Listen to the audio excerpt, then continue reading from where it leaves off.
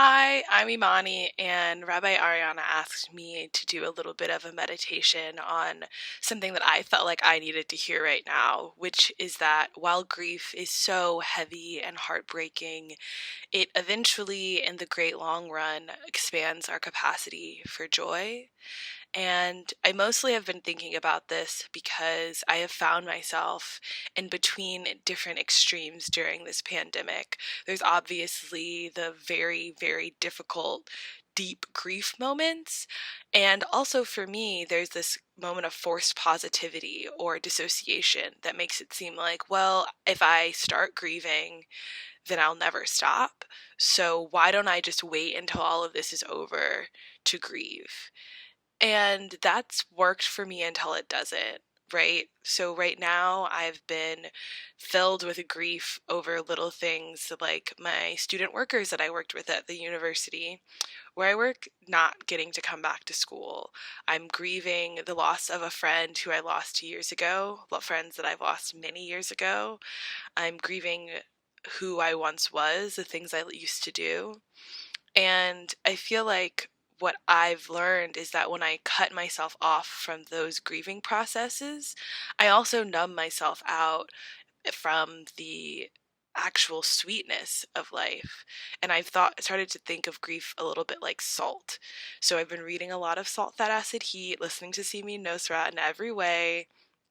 And she always talks about how salt brings out all of the flavors because salt's a chemical, and salt encourages us to find those lovely tastes more pleasurable to the mouth and the body.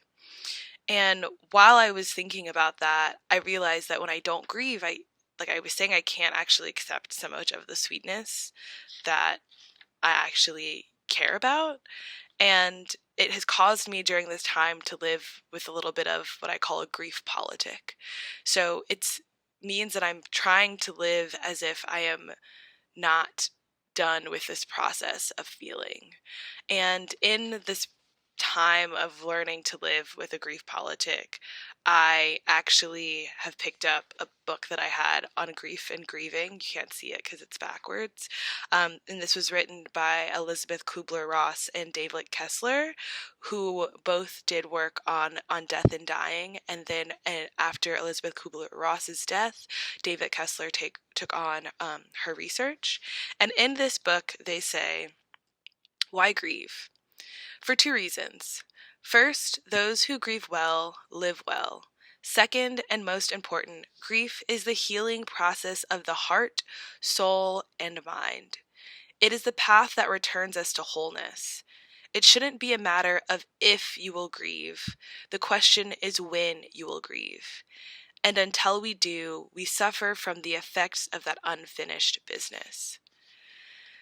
And I think even deeper than those effects of the unfinished business right now are my moments of when I decide to turn grief inside out from a feeling of isolation, from a feeling of loneliness. I remember when a close friend of mine died around the time I actually met lovely Rabbi Ariana, I felt so alone because no one else was understanding how much I was grieving the loss of my friend. And now it's so clear that we are given what does not feel like a gift at all, but actually can be a gift. We are all forced to grieve. We're grieving things that you wouldn't even call grief, but all loss comes with a sense of grief. If I'm able to allow the full spectrum of grief, then it's clear that I can actually start working towards a life that acknowledges, accepts, and includes other people's grief. I don't really know much more besides that. I just know that when I sit and I feel deep loss for the things that I have lost, the people that I have lost, and then I turn to my loved ones who are still here, who are still with me, the things that still bring me joy when so many other things no longer do, everything feels a little brighter and sweeter.